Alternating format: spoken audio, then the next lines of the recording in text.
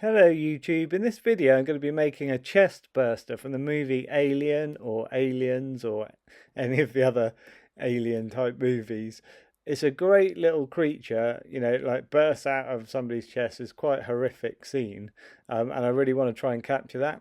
So I just started with 3 bits of decking board joined together, and then I've put cable ties across it, just strips from those, and then just hammered in a whole load of small nails.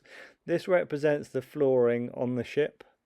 I always like to have a good solid base for my creatures that I make. It just means that they can be nice and firm. And this one I just wanted a whole load of texture. So I painted it black, and then I've basically just dry brushed a whole load of silver paint over the top to give it that sort of metallic finish. Next I drilled 4 holes, and then I was able to glue 4 bits of wire in. So I just used this little drill vise to make the holes. This super PVA glue or wood flooring PVA glue because it's really strong, and then the wires come out at different angles ready to attach the creature on. This is 2mm aluminium wire, which is really quite easy to bend, but quite sturdy at the same time. For the fastest way to get an overall impression of the shape of the creature, if you just take a whole load of aluminium foil and basically just scrunch it all up. You want it to be thickest at the top and then gradually kind of tapering towards the tip of the tail. And then again, I've just used aluminium wire and just twisted that around the whole thing. This gives it extra support, but it also means that you can bend it into whatever shape you want. At this stage I had an overall idea of the shape that I wanted it to be, but not an exact idea, so it's quite handy to be able to bend it. Next I wanted to make a whole load of ridges going all the way down the sort of spine of the creature. So what I've done here is just squash up a whole load of aluminium foil into kind of rough sort of sausage shapes, and then you can just lay them over the top. This doesn't have to be in any way perfect at this stage, it's just to get the rough idea. And again, you want probably bigger bumps towards the front of the creature and smaller bumps towards the tail. That can be achieved with the same amount of foil actually, just by kind of squashing it more towards the tail. Again, this method is really quick to do as long as you're not too much of a perfectionist and trying to get each bump really perfect and smooth. You don't need to.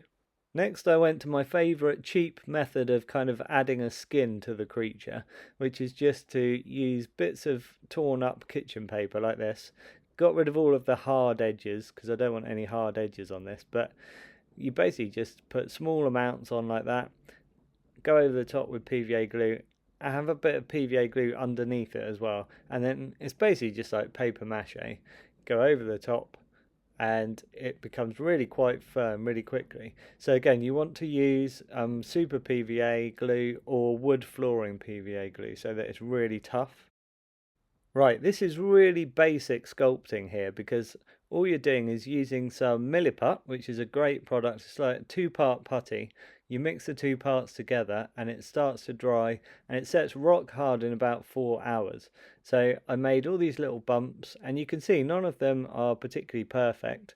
They just slightly slope towards the head end of the creature, and yeah, just went all the way to the tail. Again, obviously, you start big where the nearer the head, and then get smaller and smaller towards the tip of the tail. The reason why I'm not too fussed about making these particularly perfect is because I'm going to go over the top of these again with the kitchen paper and PVA glue to create like a sort of skin texture.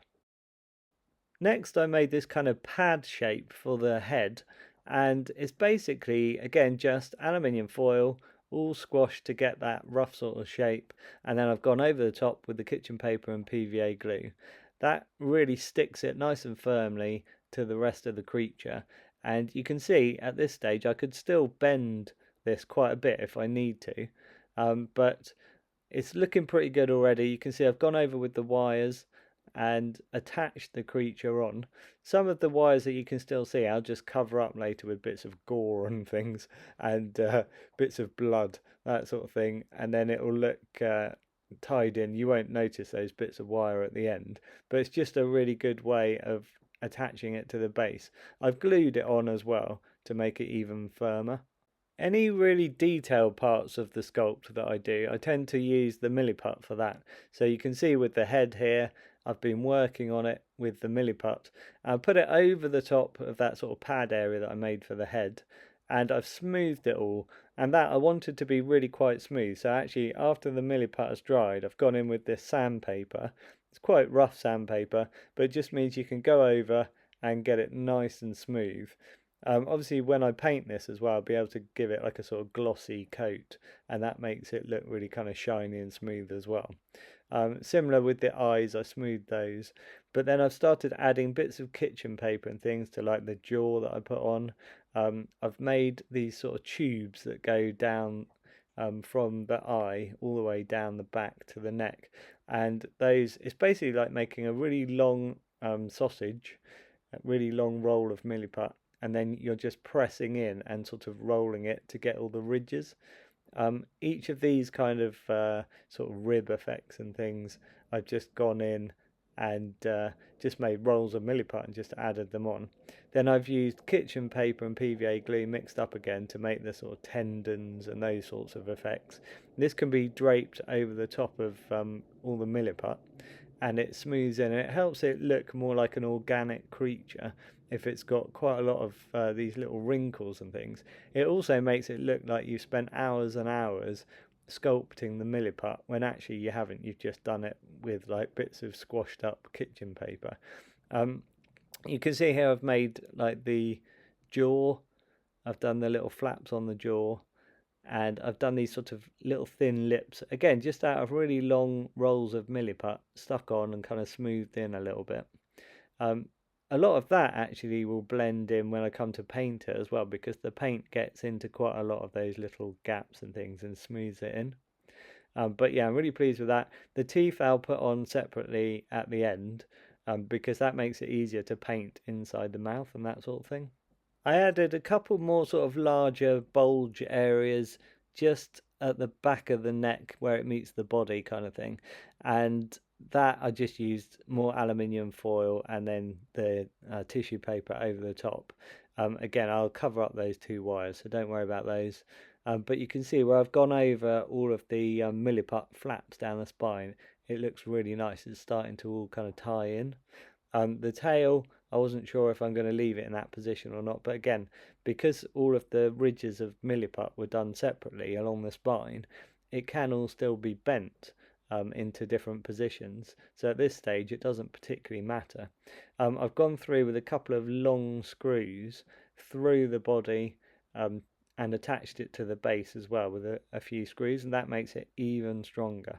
Oh, if you're wondering what this tank in the background is, this is my new giant centipede, Scolopendra, which is quite a scary thing to own.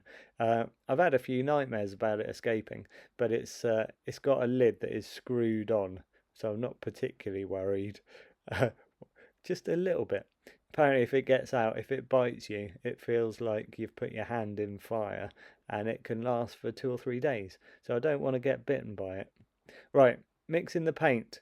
This is for the sort of skin colour. What I've done is yellow ochre and white here. And this is just for those of you, if you're wondering, how do I make a sort of flesh colour? This is how I do it. Basically with different amounts of this, depending on, you know, what sort of flesh colour I want. But in this case, yeah, yellow ochre, white, and you can see that just makes it sort of fairly creamy. And you want to be mixing it so that it's basically streak free. So that's what I'm doing here. And I'm saying if I want it to be a bit darker, I just add a bit more of the yellow ochre. And then I just add a tiny amount. So can you see I just put a very small amount of red into it. You've got to be careful with red because it's really strong colour. And yeah, you might want to add more, but you just want to do it like that, just a little blob at a time. If you put a great big dollop of red in, it's too late. It's gone too red. You've got to start the process all over again, and that's just annoying. You can see here it's starting to get a nice sort of flesh colour. I'm hoping my camera is picking it up as good as it can. You might find that it looks a little bit yellower on the screen than it actually is in real life. I decided at this point anyway that I should probably add a bit more red, so I did put a fair bit more in, but Yeah, this takes practice. Don't go with too much too soon. If you're in any doubt, just use tiny amounts at a time. Anyway, I mix this all up, and then I'm going to use this as my base colour for the whole creature. I'm going to paint the whole thing this, and then I can start adding lighter kind of dry brushing into it later. These paints, by the way, are called System 3 acrylics. You can buy them in small tubes, but that gets really expensive. You're much better off trying to buy really big pots of it that are going to last you for ages, especially if you're doing what I'm doing, which is making loads of creatures. Then you do get through so much of this stuff. Right, this is the overall colour. You can see what the creature looks like before I paint it, and then with the first kind of coat of colour on it, it looks like this. You can see instantly it starts to look much more like a facehugger. It's going to need all the subtleties and things added, but I really like it when you paint a creature with a sort of overall kind of mid-tone colour and it starts looking straight away like it's supposed to. Then you know you're on to a winner. The whole life cycle that was created by H.R. Giger is just absolutely genius. Like, the egg looks amazing, and I'll probably have to make an egg after I've done this guy. Also, then you've got like the face hugger, which I've made already. I'll show you that at the end of this video. And this is actually going to look really nice next to the face hugger. And again, that is a cool creature that like grabs somebody's face, and then it's got a tube that goes down their throat to lay an egg, and then the egg hatches out, and then it turns into this little chestburster, bursts out of somebody's chest, and then grows into a xenomorph. I'm going to make a xenomorph as well at some point, a life-size one. Right, you can see all the chaos that I've created doing some airbrushing.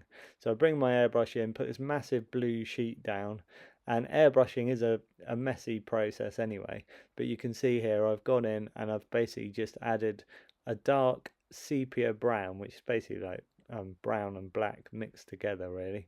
It gives you all these really cool shadows, so you can spray it into all of the little dark deep areas, and I think it makes all the difference. It really starts to look like a Giga creation.